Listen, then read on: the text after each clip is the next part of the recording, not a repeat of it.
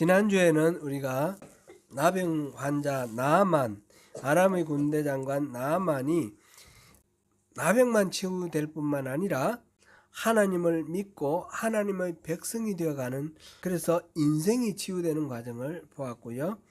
그와 또 반대로 늘 하나님의 사람 옆에서 시중들면서 살던 그 게하시가 자신의 탐심 때문에 나병 환자가 되는 그런 과정을 보았습니다.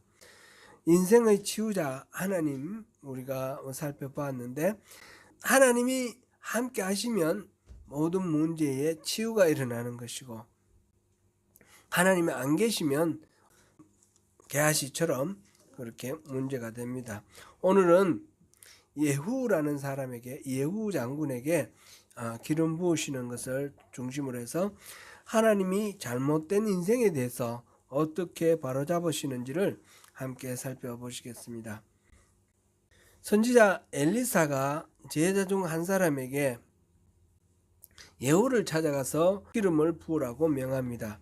그 제자는 엘리사의 말대로 길랏 라못으로 가서 예후를 만납니다. 그 당시 예후는 아람과의 전쟁 중에 있었습니다. 예후는 군인입니다. 이 전쟁 중에 이스라엘 왕 요람 앞에서는 여호람 그랬다가 뒤에는 요람으로 됐으니까 같은 이름입니다. 이 여호람이 전쟁 중에 부상을 입고 이스르엘로 이렇게 후퇴를 나와 있었습니다. 이스르엘은 거기 북왕국 이스라엘의 그 별궁, 왕궁이, 수도는 사마리아이고요. 사마리아에 왕궁이 있고, 이스르엘이라고 그 북쪽에 있는 평원 땅, 그 나사렛 있고 그 근처 그 평원 땅에 이스르엘이라는 마을이 있습니다. 성읍이 있습니다. 거기에 별궁을 만들어 놓고 거기에 사는데, 지금 여호람은 이스라엘 그 별궁에 와 있었습니다. 선지자의 제자가 예후에게 기름 붓는 일은 현재의 왕 여호람의 입장에서 보면 반역을 꾀하는 일이죠. 그래서 만약 이게 발각되면 죽임을 당할 수도 있습니다. 그래서 기름 붓고 막 도망가는 그런 장면을 묘사해 놨는데요. 선지자의 제자가 길랏 라못으로 갔을 때 예후는 여러 군대 장관들, 여기서 군대 장관이라고 표현했는데 부대장들이라고 생각하면 되겠습니다. 우리 요즘 생각해 보면 사단장, 군단장, 그다음 이렇게 연대장, 이 여러 계급의 장군들이 모여가지고 지금 아람과의 전쟁에 관해서 작전 회의를 하고 있는 것으로 보입니다. 선지자의 제자가 그곳에 와서 장관께 드릴 말씀이 있다. 그러니까 누구를 말하냐? 그러니까 예후에게 장군께 드릴 말씀이 있습니다. 이렇게 해서 그 예후를 불러내어서 따로 뒷방에 가서 준비해온 기름을 머리에 붓고, 그 다음에 하나님이 그를 이스라엘의 왕으로 세웠다라고 그렇게 선언을 하고 얼른 달아났습니다. 사실 이 예후에게 이스라엘의 왕으로 기름 붓는 일은 엘리야에게 주어진 숙제입니다. 엘리야는 갈멜산에서 바알을 섬기는 선지자 400명, 아세라를 섬기는 선지자 450명 등 850명의 우상을 섬기는 선지자들과 싸움을 해서 이겼습니다. 열왕기상 18장 내용이죠. 그 후에 이세벨이 아합 왕의 아내인 이세벨이 이 엘리야를 죽이겠다고 위협하는 이야기를 듣고 완전히 침체돼서 도망을 가죠. 브엘세바로 도망을 갔습니다. 너무나 힘이 들어서 로덴 나무 아래 이렇게 누워가지고, 하나님 이제 내가 할 만큼 했으니까 나를 내 영혼을 거두어 주세요. 난 내 죽어도 좋습니다. 그런 이야기를 하는 거죠. 그만큼 침체되어서 꼼짝 못하는 그를 하나님께서 이렇게 세우셔서 호렙산에서 만나 주시는데, 호렙산에서 지진이 일어나기도 하고 또 아마 화산이 폭발한 것 같아요. 바위를 부수는 강한 바람과 지진 가운데서 그곳에서 하나님이 계시지 않고 세미한 소리로 음성으로 그렇게 하나님이 다가오셨다. 그렇게 표현되어 있는데 그렇게 만나 주시고 엘리야를 다시 회복시켜 주십니다. 세 가지 숙제를 이 회복시켜 주시는 그 하나의 의미로 사명을 주시는데, 하나는 하사엘, 아람에 가서 군인 중에 하사엘 장군을 만나가지고 그 사람에게 기름 부어서 아람의 왕으로 삼으라. 두 번째는 이 이스라엘의 예후를 만나서 예후를 왕으로 삼으라. 이스라엘 왕으로 삼으라. 세 번째는 엘리사에게 기름을 부어서 엘리사를 엘리야의 후계자로 삼으라. 이런 세 가지였어요. 근데 엘리사에게 기름 부어서 자신의 후계자로 삼는 일은 엘리야가 했고, 나머지 두 가지는 하지 않고 이제 하늘나라로 갔습니다. 이 두 가지는 엘리사에게 이제 위임된, 선계된 그런 숙제였습니다. 이 세 가지 숙제 중에 두 번째였던 예후에게 기름 부어서 이스라엘의 왕으로 삼는 이 일을 지금 여기서 하고 있는 것입니다.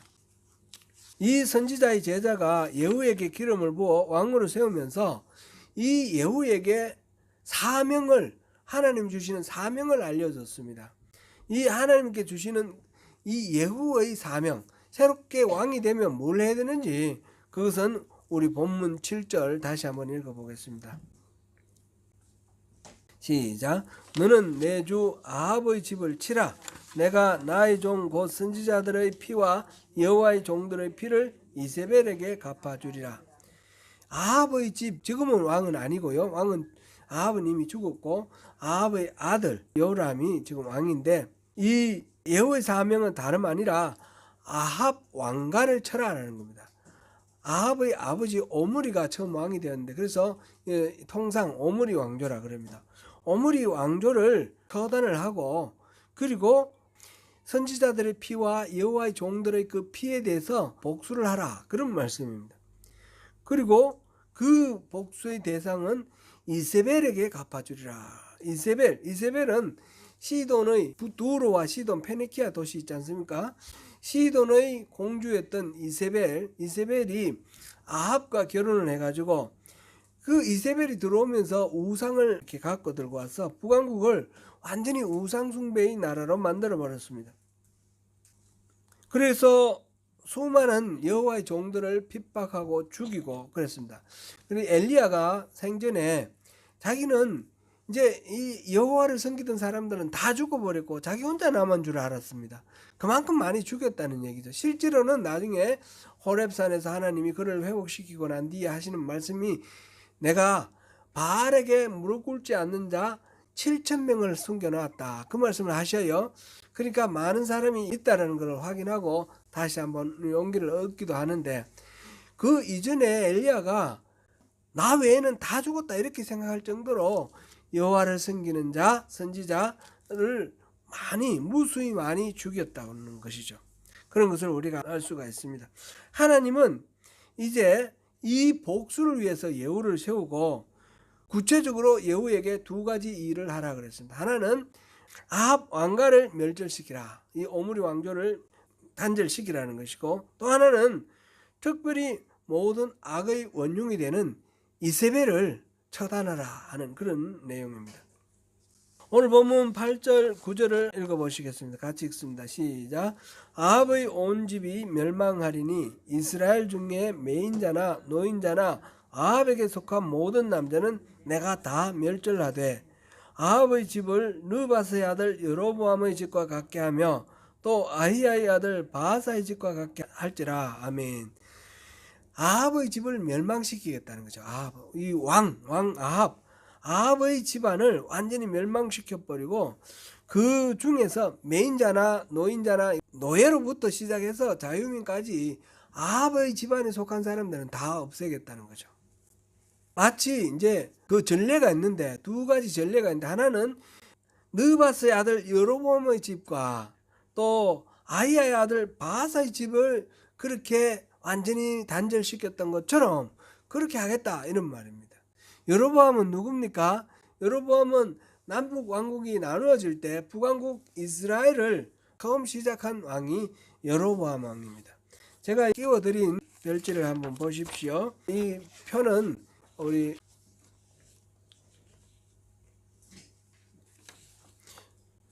백원식 집사님이 이거를 만들어 올리셨는데 아주 잘 만들으셨어요. 왼쪽은 남왕조 유다고 오른쪽은 북왕조 이스라엘입니다. 그럼 북왕조 이스라엘은 사울, 다윗, 솔로몬 다음에 르호보암이 왕이 되었을 때에 여로보암이 새로운 나라 북왕국 열었죠. 그래서 이 여로보암, 이 북왕조 이스라엘에는 크게 봐서 네 왕조가 있습니다. 네 왕조. 북왕국 하나에 네 왕조가 있는데 첫째가 여로보암 왕조입니다. 여기 더 있을 겁니다. 여기 네 왕조가 있는데 첫 번째 왕조가 여로보암 왕조입니다. 여로보암은 여로보암과 나답 두 임금인데 930년에서 909년까지죠. 두 번째는 바하사 왕조입니다. 바하사로부터 엘라까지 바하사, 엘라 두 임금이 거기에 해당됩니다. 909년에서 885년. 그 다음에 시므리가 있는데 시므리는 엘라를 죽이고 쿠데타를 해서 엘라를 죽이고 왕이 되었는데 7일 만에 쫓겨났습니다. 7일 만에 쫓겨나고 그 다음에 오므리가 왕이 되었습니다. 그래서 시므리는 왕조라고 그러진 않습니다. 오므리로부터 시작해서 오므리, 아합, 아하시야, 요람까지가 이 네 명의 왕이 오므리 왕조, 아합 왕조 이렇게 말합니다. 885년에서 841년까지죠. 그 다음에 예후 왕조입니다. 예후 왕조가 예후, 요아스, 여로보암 2세, 스가랴까지 이렇게. 그 다음에 살룸부터 시작해서 호세아까지는 1년, 2년 이런 식으로 짧게 계속해서 이렇게 쿠데타가 일어나서 왕을 바꾸고 그래서 전부 여기는 같은 왕조가 아니고 계속해서 바뀌었습니다. 그래서 위에 4개를 주로 이제 우리가 북왕국의 4개 왕조라 그럽니다. 여로보암 왕조, 바하사 왕조, 오므리 왕조, 그 다음에 예후 왕조 이러는데 이 여로보암의 아들 나답이 2년 만에 이렇게 퇴위를 했는데 어떻게 됐냐면 바하사가 쿠데타를 일으켜서 나답 왕만 죽인 게 아니라 여로보암의 자녀들 전부 다를 죽여버렸습니다. 남자들은 완전히 다 이렇게 다 죽였습니다. 그것이 열왕기상 15장 19절에 그것을 확인할 수 있고요. 그 다음에 이 바하사와 엘라로 이어지는 이 왕조도 시므리가 쿠데타를 앞서 말씀드린 대로 일으켜서 친척은 물론이고 친구까지 다 죽였습니다. 완전히 그렇게 말살을 했다. 그렇게 쿠데타를 일으켜서 단지 그 사람만 퇴위시키고 자기가 권좌에 올라가는 것뿐만 아니라 싹을 다 없애버리는 그런 아주 잔혹하고 아주 그런 무자비한 그런 짓을 했습니다.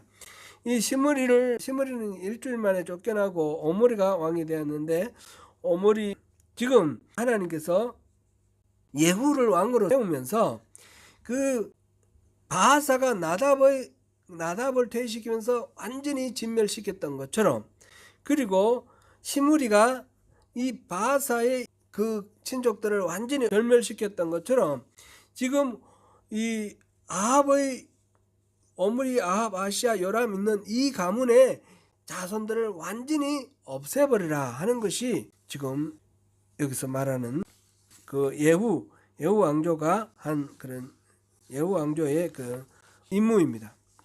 엘리사를 통해서 주시는 하나님의 말씀은 오므리 왕조 또한 앞섰던 여로보암 왕조나 바하사 왕조처럼 그냥 왕이 쫓겨나는 정도가 아니라 그 집안 남자들은 모두 죽임을 당하며 전멸할 것이라는 말씀을 하시는 겁니다. 그 임무를 예후에게 주신다는 뜻입니다. 실제로 이 일이 예후가 왕이 되면서 이루어졌습니다. 예후는 먼저 그 선지자의 제자 기름 부어 줬을 때 그 길랏 라못에서 기름 부어 줬을 때 그 자리에 있던 모든 군사들에게 자기가 하나님으로부터 기름 부음 받았다 해서 왕으로 추대를 받죠. 그러고 난 뒤에 바로 이스라엘 요람이 지금 부상을 당해서 치료차 가 있는 그 이스라엘 별궁으로 가서 이 요람을 죽였습니다. 요람을 죽이고 이게 열왕기하 9장 23절에서 24절인데 한번 읽어보겠습니다. 시작. 요람이 곧 손을 돌이켜 도망하며 아하시아에게 이르되 아하시아여 반역이로다 하니 예후가 힘을 다하여 활을 당겨 요람의 두 팔 사이를 쏘니 화살이 그의 염통을 꿰뚫고 나오며 그가 병거 가운데 엎드러진지라. 예후가 병거를 타고 이스라엘 성읍을 향해서 달려올 때에 이 파수꾼들이 발견을 하고 이야기를 했죠. 누구 평안이냐 두세 번 이 파수꾼을 보냈는데 소식이 없습니다. 그래서 이 왕이 직접 나가 보니까 예후니까 무슨 일이냐 평안이냐 이렇게 물어봤는데 그때에 이 예후가 그 이세벨의 그 간악함 그거를 공격을 하면서 그런 아들 너에게 무슨 평안이 있느냐 이렇게 이야기를 합니다. 그러니까 이게 왕에게 그런 험한 말을 하니까 이거 반역이구나 해서 급히 도망가는데 그냥 활을 쏘아서 죽였다는 거죠. 지금 그 자리에 남한국의 왕인 아하시아도 있었고 북왕국의 왕 요람이 그 자리에서 죽었습니다. 그리고 아합 왕의 아들 70명이 수도 사마리아에 있었는데 이 예후는 사마리아의 귀족들과 장로들 지금 여기 별궁이고 여기 수도에 왕궁에 지금 사마리아에 아합의 왕자 70명이 있었어요. 그럼 그들을 둘러싸고 귀족과 장로들 그 다음에 가르치는 선생들 이렇게 있는데 편지를 써서 그들 중에 가장 훌륭한 사람을 왕으로 삼아라. 그리고 나랑 한번 붙자 이러는 거예요. 내가 갈 테니까 그럼 누구 왕으로 삼아가지고 나랑 이제 싸우자. 그러니까 여기에 있던 이 장로들과 이 가르치는 선생들이 겁을 집어먹고 우리 맞서 싸울 생각이 없다. 예후에게 항복을 합니다. 그래서 이 아합의 왕자 70명을 목을 다 잘라서 그 목을 사마리아 이스라엘로 이렇게 보내서 항복을 합니다. 그 후에 예후는 이제 사마리아로 진군을 해 가는데 진군해 가는 도중에 귀한 사람을 우군을 만나는데 레갑의 아들 여호나답 우리 레갑의 자손들이 어떻게 했는지 그 예레미야서에 나오지 않습니까? 그 유명한 레갑입니다. 레갑의 아들 여호나답을 만나서 함께 연합을 해서 손을 잡고 사마리아로 진군해서 사마리아를 점령을 합니다. 그리고 아합에 속한 나머지 사람들 아들 말고 그 다음에 뭐 친척들이라든지 거기에 충성하던 신하들이라든지 다 죽였습니다. 그래서 예후가 이 쿠데타를 완전히 성공하고 이 북왕국 이스라엘의 왕이 되는 것이죠. 이것이 열왕기하 10장 12절 16절에 나옵니다. 아합이 이렇게 심판을 받는 가장 큰 이유는 바로 우상숭배 때문에 그렇습니다. 하나님을 대적한 일. 앞서 보았듯이 하나님을 섬기는 선지자들을 박해하고 죽였고 엘리야로 하여금 큰 낙심에 빠지게 했습니다. 마침내 엘리야가 여호와를 섬기는 선지자인 엘리야가 이 우상을 섬기는 선지자들 850명과 싸워서 엘리야가 승리하였습니다. 그러면 당연히 여호와가 하나님이라는 게 증명이 됐으면 바알을 안 섬겨야 되지 않습니까? 그런데 계속해서 바알을 섬기고 오히려 이세벨은 기세등등해서 엘리야를 죽이겠다고 하고 그래서 엘리야가 쫓겨가는 그런 분위기였습니다. 예후는 바알을 섬기는 모든 사람들을 그때까지 남아있던 그러니까 지금 여호람 왕 이제 죽였고 그 다음에 그 사마리아에 남아있던 많은 사람들이 바알을 섬기는 사람들이 많이 있었습니다. 그런데 이 여호람보다도 아합보다도 내가 더 열심으로 바알을 섬긴다 그렇게 말을 해가지고 우리 바알을 위해서 우리 한번 축제하자. 그래서 바알 섬기는 사람들은 다 나오라 해서 모두 다 모아가지고 그 사람들을 다 죽였습니다. 예후가 말하자면 바알을 섬기는 사람들을 다 죽여서 일단 종교개혁을 했습니다.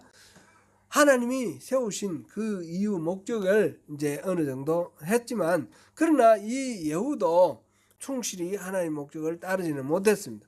그 북왕국에는 큰 우상이 두 가지가 있죠. 하나는 베델이고 베델은 이스라엘의 맨 아래쪽이고 맨 북쪽에는 단이 있습니다. 단과 베델에 송아지 황금 송아지를 만들어 놓고 거기에 맨날 제사를 지냅니다. 이 황금 송아지가 그 시내산 아래서 십계명 받을 때 그 송아지 만들었던 그 송아지와 같은 개념입니다. 하나님이라고 그렇게 하면서 그 송아지를 섬기는 그런 우상 숭배가 있었는데 예후는 바알을 섬기는 사람들은 다 처단을 했는데 이 황금 송아지는 폐지하지 않았습니다. 일부만 순종하는 그런 거죠. 그리고 이제 중요한 또 두 번째 과제가 뭡니까? 이제 아합의 가문을 진멸하는 거하고, 두 번째는 그 중에 특별히 이세벨을 죽이는 거죠. 이세벨 왕후를 죽였습니다. 이세벨은 아합의 모든 악행의 근원이 되었습니다. 그 중에서도 대표적인 사건이 바로 열왕기상 21장에 나온 나봇의 포도원을 강탈한 사건입니다. 왕의 별궁이 있는 그 이스라엘 근처에 나봇이라는 사람이 포도원을 이렇게 가지고 있었는데 그것이 탐이 난 거예요. 그래서 아합이 나봇을 불러가지고 이 포도원을 나한테 넘기라. 그럼 내가 값을 후히 쳐줄게. 만약 그게 돈을 원하지 않고 다른 밭을 원하면 다른 밭으로 내가 대토해 줄게. 그러면서 그걸 내놔라 그랬습니다. 그랬는데 이 말을 나봇이 받아들이지 아니합니다. 나봇은 조상의 유산으로 받은 건 내가 팔 수가 없습니다. 그렇게 말을 했습니다. 그래가지고 이 아합이 병이 들어서 끙끙거리고 있을 때에 그것을 본 이세벨, 아합의 아내 이세벨이 그 남편을 이 바보야 그러면서 핀잔 주면서 그걸 뭐 어렵게 생각하냐. 그래서 거짓 정인 두 사람을 세워가지고 거짓 정인에게 이 나봇이라는 놈이, 아주 나쁜 놈이 하나님을 저주하고 왕을 저주했습니다. 이렇게 정문을 하게 하는 거예요. 그래서 하나님을 저주하고 왕을 저주한 제목으로 나봇을 죽여버려요. 그리고 그 나봇의 포도원을 강탈해 갔습니다. 그 좀 무지막지한 그 사건을 보고 하나님께서 노하셔서 엘리야를 통해서 이거는 그냥 넘어가지 못한다. 그래서 아합의 왕조를 전멸시킬 것이다. 그리고 이세벨은 반드시 죽여서 이세벨의 살을 개들이 먹고 이세벨이 어떤 형태인지 남아있지 않도록 그렇게 하겠다. 이게 하나님의 저주였습니다. 이 하나님의 엄중한 심판, 이 심판 예고를 한번 우리 열왕기하 9장 33절, 36절, 37절을 보시겠습니다. 이거는 엘리야에게 한 얘기를 엘리사가 지금 다시 반복해서 하는 내용입니다. 33절, 36절, 37절 읽어봅니다. 시작. 이르되 그를 내려 던지라 하니 내려 던짐에 그의 피가 담과 말에게 튀더라. 예후가 그의 시체를 밟으니라. 돌아와서 전하니 예후가 이르되 이는 여호와께서 그 종 디셉 사람 엘리야를 통하여 말씀하신 바라. 이르시기를 이스라엘 토지에서 개들이 이세벨의 살을 먹을지라. 그 시체가 이스라엘 토지에서 거름같이 밭에 있으리니 이것이 이세벨이라고 가리켜 말하지 못하게 되리라 하셨느니라 하였더라. 이스라엘에게 왕은 하나님을 대신해서 백성들을 보살피고 다스리는 하나님의 사람입니다. 목자입니다. 그런데 그 권력, 하나님이 그렇게 백성들을 보살피라고 주신 그 권력을 가지고 자기 개인의 사익을 채우는 일에 썼습니다. 이것은 하나님을 모욕하는 일입니다. 그리고 이스라엘은 가나안을 정복할 때에 지파별로 다 땅을 나누었죠. 지파별로 다 나누고 각 지파 안에서는 가문별로 다 나누었습니다. 그리고 그 가문 안에서는 가정별로 다 땅을 나눴습니다. 그리고 이 땅은 팔지 말라 그랬습니다. 이스라엘에게 있어서 땅은 주인이 하나님이고 그 땅을 자기가 사용을 하는데 그 사용하고 있는 이 땅을 함부로 팔거나 이렇게 누구에게 넘기거나 하면 그건 하나님을 배반하는 것입니다. 불가피하게 죽을 지경이 들어서 병이 들든지 또는 뭐 어떤 문제가 생겨서 빚을 지게 되고 그 빚을 갚지 못해서 땅을 넘기는 경우가 있는데 그래도 그 땅은 7년이 있으면 다시 돌려줘야 되고 50년마다 희년이 있으면 무조건 다 돌려줘야 됩니다. 그게 이스라엘의 토지 제도입니다. 그런데 왕이 이 땅을 나한테 팔아라 그러니까 나봇이 그런 거는 하나님의 법도에 맞지 않습니다. 그래서 안 판 겁니다. 나봇은 하나님의 말씀대로 살고자 왕이 잘못된 일탈하는 것을 이렇게 말리고 안 팔았던 것입니다.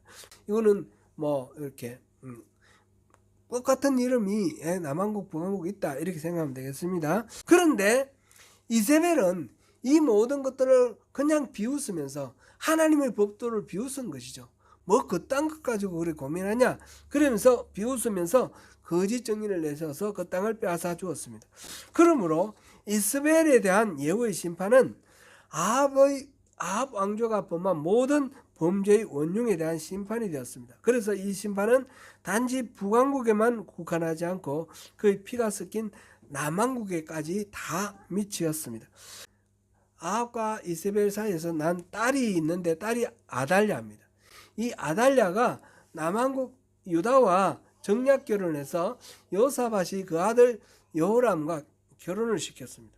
그래서 이 아달랴가 여호람의 왕비가 되어서 거기서 이제 자녀들이 났는데 그 자녀 중에 한 사람이 아하시아 왕입니다. 지금 여호람과 같이 북왕국 이름도 여호람 있고 아하시아 있고 남왕국도 여호람 있고 아하시아 있는데 같은 시대에 살던 사람들인데, 그렇게 해서 이 결혼 동맹을 가지고 맺어 가지고 이렇게 아달랴가 이렇게 왔는데, 이 아달랴가 바로 자기 어머니 이세벨처럼 모든 우상을 다 남쪽으로 끌고 들어왔습니다. 그래서 남왕국 유다도 우상 숭배의 그 폐악을 이렇게 끝없이 그렇게 낳게 되었는데, 그때 왕이 아하시아와 여호람입니다.